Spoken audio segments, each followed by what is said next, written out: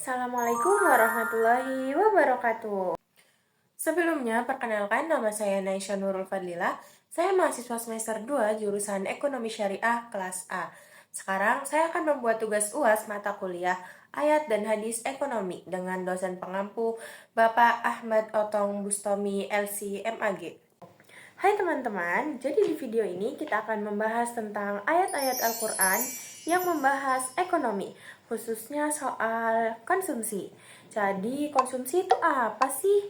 Nah, gampangnya konsumsi adalah kegiatan kita menggunakan barang atau jasa untuk memenuhi kebutuhan. Contohnya makan, minum, beli baju, atau pakai listrik. Nah, hal-hal tadi itu memang kelihatan sepele dan kita lakukan setiap hari. Tapi dalam Islam, semua itu bukan sekedar aktivitas biasa. Konsumsi itu juga menyangkut bagaimana kita menggunakan nikmat dari Allah dengan penuh kesadaran dan tanggung jawab. Dalam pandangan Islam, konsumsi bukan aktivitas biasa. Ia punya nilai ibadah, etika, dan konsekuensi moral. Apa yang kita konsumsi bisa memperkuat keimanan kita atau justru malah menjauhkan kita dari keberkahan.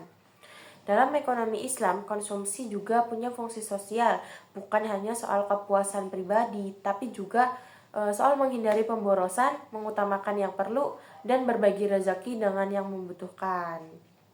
Kita tidak dianjurkan hidup mewah, tapi hidup cukup. Islam menuntun kita untuk berkonsumsi secara proporsional, efisien, dan penuh syukur, agar harta yang kita miliki menjadi berkah, bukan beban. Jadi, konsumsi dalam Islam bukan sekedar urusan perut atau tren gaya hidup, tapi bagaimana dari akhlak seorang muslim mencerminkan dari iman dan ketundukan kita kepada Allah.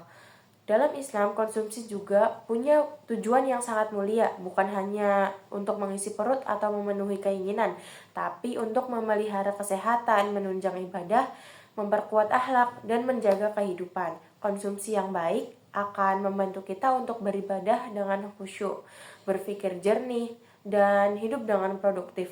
Itulah kenapa Islam mengajarkan agar konsumsi dilakukan dengan niat yang benar, cara yang halal, dan tujuan yang bermanfaat. Allah berfirman dalam Quran Surat Al-Baqarah ayat 172, "Wahai orang-orang yang beriman, makanlah dari rezeki yang baik yang telah kita berikan kepadamu."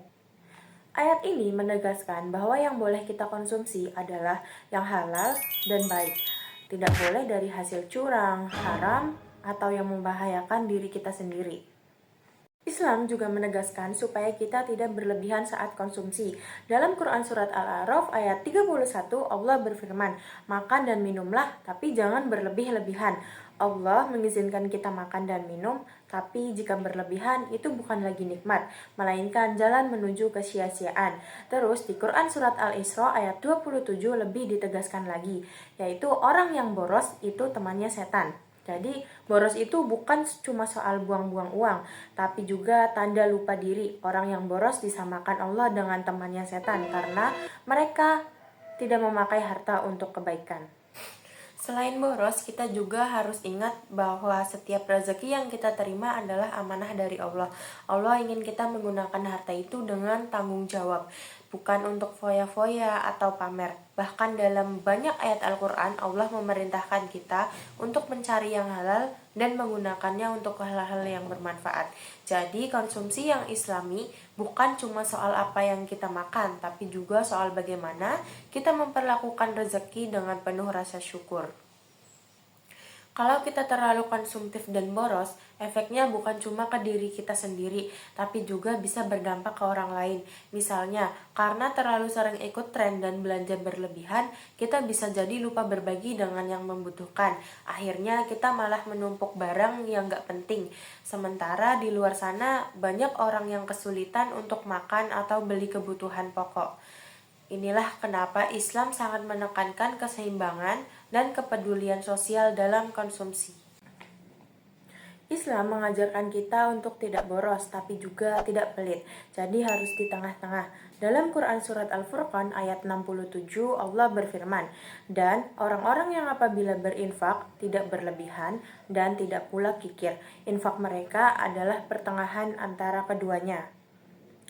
Jadi, konsumsi kita harus seimbang dan jangan lupa juga untuk berbagi ke orang lain, misalnya membantu tetangga, keluarga yang butuh, atau orang miskin.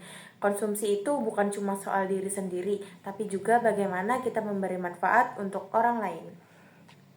Nah, teman-teman, dari ayat-ayat tadi kita belajar bahwa konsumsi dalam ekonomi Islam harus halal dan baik, tidak berlebihan, seimbang, peduli, dan bersyukur. Jadi, yuk kita belajar jadi orang yang bijak, hemat, dan bermanfaat sesuai dengan ajaran Al-Quran. Terima kasih, sekian dari saya. Wassalamualaikum warahmatullahi wabarakatuh.